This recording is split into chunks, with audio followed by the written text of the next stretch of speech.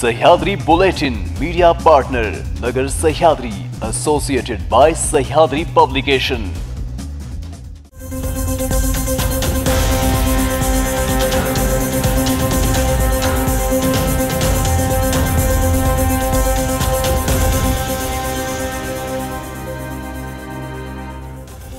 नमस्कार, मी साक्षी न्यूज 24 सह्याद्री मध्ये तुमचं स्वागत।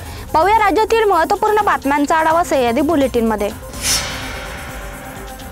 एसडीपीआयच्या वतीने जिल्हाधिकारी कार्यालयासमोर निदर्शने करण्यात आली। उत्तर प्रदेश येथील संबल येथे मशिदीच्या सर्वेक्षणावेळी घडलेल्या घटनांमध्ये 4 जणांचा जागीच मृत्यू झाला, तर 20 पोलिसांसह अनेक जण जखमी झालेत। या घटनेतील मृतांच्या कुटुंबियांना आर्थिक मदत करण्यात यावी व जमा मशिदीला न्याय मिळवून द्यावा यासाठी आज देशभरात एसडीपीआयच्या वतीने या घटनेच्या विरोधात आंदोलन करण्यात आले। यावेळी एसडीपीआयचे प्रदेशाध्यक्ष सय्यद कलीम, जिल्हाध्यक्ष मोसिम खान यांच्या नेतृत्वात ही निदर्शने करण्यात आली आहेत।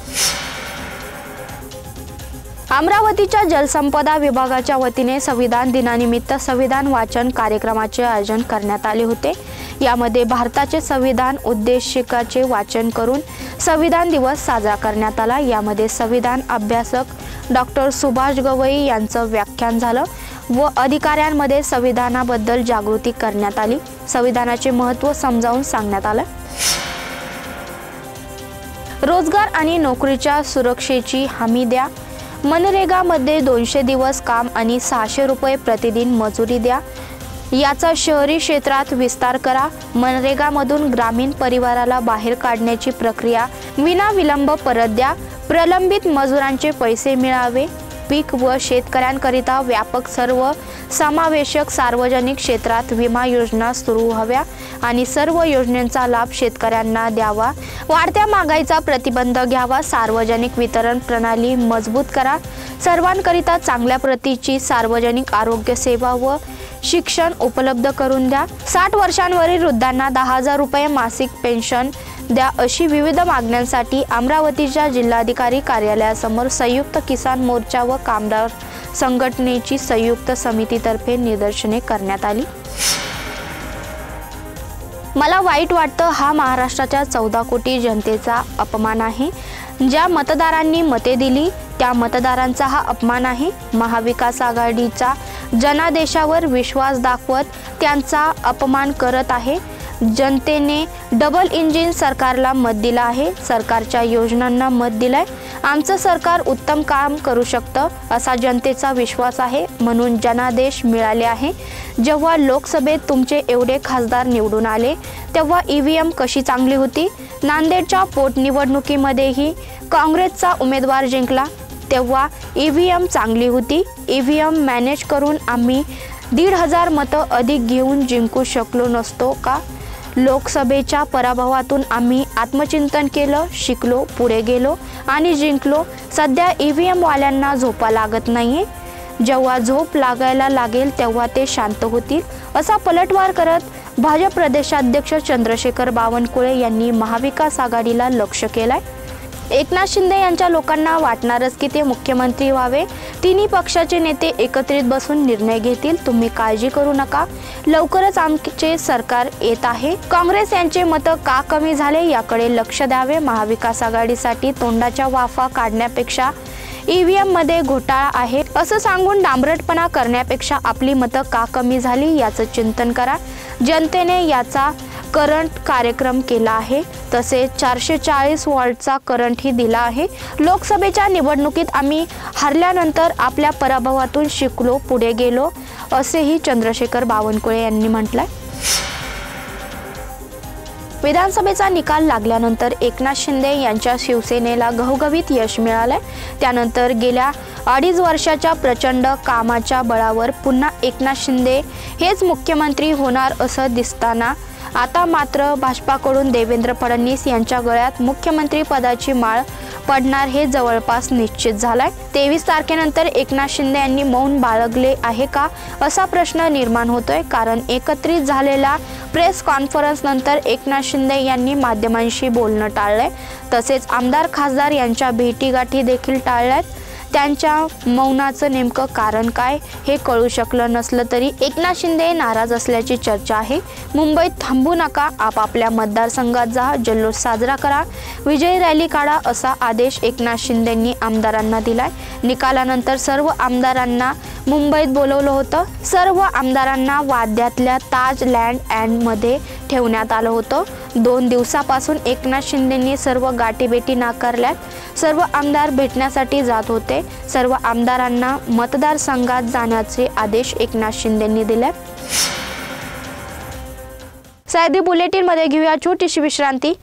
रोखोक पत्रकारिता, निर्भीड बाणा आणि कणखर भूमिका, महाराष्ट्राचा सखा, सत्याचा पाठीराखा, शब्दांचं सामर्थ्य, विश्वसनीयतेची उंची, न्यूज 24 सह्याद्री। विश्रांतीनंतर तुमचं पुन्हा एकदा स्वागत। पाहूया पुढील बातम्या। गेल्या टर्ममध्ये गुडघ्याला बाशिंग बांधून बसलेल्या शिंदे गटाच्या अनेक आमदारांना मंत्रिपद मिळाले नव्हते। त्यामुळे आता विधानसभेचा निकाल जाहीर झाल्यापासून शिंदे गटाचे अनेक बडे आमदार मुंबईत तळ ठोकून बसलेत। अद्याप महायुतीचा नव्या सरकारचा शपथविधीचा मुहूर्त ठरलेला नाही। मात्र त्याआधी शिंदे गटाच्या बड्या आमदारांनी मुंबईत तळ ठोकत मंत्रिपदासाठी लॉबिंग सुरू केली आहे। यंदा महायुती सरकारच्या मंत्रिमंडळात अनेक नव्या चेहऱ्यांची वर्णी लागण्याची शक्यता आहे। अशातच पुन्हा मंत्रिपद मिळावे यासाठी माजी मंत्र्यांनी प्रयत्न सुरू केलेत। ज्यांच्याकडे मंत्रिपदे होती ते आमदार आपापली खाती पुन्हा मिळवण्यासाठी प्रयत्नशील आहेत। यंदाच्या निवडणुकीत महायुतीमध्ये भाजपाला सर्वाधिक 132 जागा मिळाल्यात। त्यामुळे भाजप हा महायुतीमध्ये मोठा भाऊ ठरला आहे। त्यामुळे भाजपाच्या वाट्याला सर्वाधिक मंत्रिपदं येण्याची शक्यता असून शिवसेनेच्या वाट्याला कमी मंत्रिपद येऊ शकतात असा अंदाज आहे। ते जसे मतदारांमध्ये असते तसेच शासकीय यंत्रणेमध्ये देखील असते। नांदेड जिल्ह्यात अनेक ठिकाणी अटीतटीच्या लढती झाल्या। एकाच वेळी 2 टोकाचे 2 निकाल 2 वेगवेगळ्या निवडणुकीत लागल्यात। मात्र मतदार यादी, मतमोजणी केंद्राची रचना व त्यावरील सुविधा याबाबत एकही तक्रार प्रशासनाकडे आली नाही। त्यामुळे प्रशासनाने देखील जनतेच्या सकारात्मक प्रतिसादाबद्दल आभार मानलाय। नांदेडकरांनी विधानसभेत पूर्ण एका पक्षाला तर लोकसभेत दुसऱ्या पक्षाला निवडून दिलंय। अनेक ठिकाणी जवळच्या लढती झाल्यात। मात्र त्यामध्ये एकूणच सामान्य माणसाला यंत्रणेवर EVM वरचा विश्वास ठेवायला प्रत्यक्ष घटनाक्रम उपलब्ध झालाय। संपूर्ण पारदर्शितेत प्रक्रिया पार पडली आहे। या संपूर्ण प्रक्रियेमध्ये कुठेही तक्रार नाही। पूर्ण पारदर्शक प्रक्रिया जनतेपुढे आली आहे। विधानसभा निवडणुकीत महायुतीने निर्वाद यश मिळवले। या यशाचा फटका महाविकास आघाडीमधील 3 पक्षांना बसला। पण सोबत राज ठाकरेंचा मनसे पक्ष सुद्धा भरडला गेलाय। उद्धव ठाकरे यांची शिवसेना 20 वर घसरली तर मनसेचं खातं सुद्धा उघडता आलं नाही। ठाकरेंना 7-8 जागांवर मनसेची अनपेक्षितपणे मदत झाली। त्यामुळे दोन्ही ठाकरे एकत्र आले तर दोघांचाही फायदा होऊ शकतो अशी चर्चा पुन्हा सुरू झाली आहे। महाराष्ट्राचे काळीजवाहू मुख्यमंत्री म्हणून एकनाथ शिंदे यांना जबाबदारी पार पाडण्याच्या सूचना राज्यपाल CP राधाकृष्णन यांनी दिल्या आहेत। राज्याचे मुख्यमंत्री म्हणून एकनाथ शिंदे यांनी 30 जून 2022 ला शपथ घेतली। विधानसभेचा कार्यकाळ संपत असल्यानं आज एकनाथ शिंदे यांनी त्यांच्या मुख्यमंत्री पदाचा राजीनामा राज्यपालांकडे सोपवलाय। यावेळी त्यांचे मंत्रिमंडळातील सहकारी देवेंद्र फडणवीस आणि अजित पवार, दीपक केसरकर उपस्थित होते। मुख्यमंत्री झाल्यानंतर एकनाथ शिंदे यांच्या सरकारनं अनेक महत्त्वाचे निर्णय घेतले। त्यापैकी अनेक निर्णय राज्यातील जनतेत लोकप्रिय ठरलेत। 1 रुपयात पीक विमा योजना, महिलांना ST प्रवासात 50% सवलत असे निर्णय सरकार आल्यानंतर लगेच घेण्यात आले। त्यानंतर आलेली आनंदाचा शिधा योजना देखील लोकप्रिय ठरली आहे। विधानसभा निवडणुकीचा निकाल जाहीर झाला असून राज्यात 237 एवढ्या प्रचंड बहुमतासह महायुतीने सत्ता मिळवली आहे। मात्र अद्याप मुख्यमंत्री पदाचा चेहरा न ठरल्याने शपथविधी लांबणीवर पडला असून 29 नोव्हेंबर रोजी हा शपथविधी होण्याची शक्यता वर्तवली जात आहे। भाजपाचे नेते देवेंद्र फडणवीस यांच्या गळ्यात मंत्रिपदाची माळ पडणार असून एकनाथ शिंदे व अजित पवार यांना उपमुख्यमंत्री केलं जाणार असल्याची माहिती आहे। दुसरीकडे संसदेचं हिवाळी अधिवेशन सुरू झालं असून महाराष्ट्रातील सर्वच खासदार दिल्ली दरबारी आले आहेत। यंदाच्या निकालावर व मुख्यमंत्री पदाला होत असलेला उशीर यावरून खासदार सुप्रिया सुळे यांनी महायुतीला टोला लगावलाय। तसेच मुख्यमंत्री एकनाथ शिंदे यांच्याच नेतृत्वात महायुतीने निवडणूक लढवल्या होत्या, त्यामुळे निवडणुकीतील निकाल हा त्यांचाच करिश्मा असल्याचं सांगत एकनाथ शिंदेंचं कौतुकही केलंय। तसेच सत्ता स्थापनावर बोलताना आम्ही त्यांच्या जागी असतो तर शपथ घेऊन कामाला लागलो असतो असं देखील सुप्रिया सुळे यांनी म्हटलंय।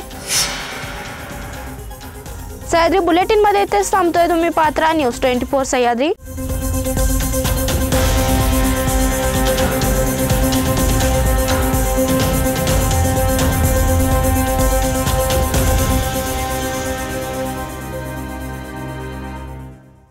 शब्दांचं सामर्थ्य, विश्वसनीयतेची उंची, न्यूज 24 सह्याद्री।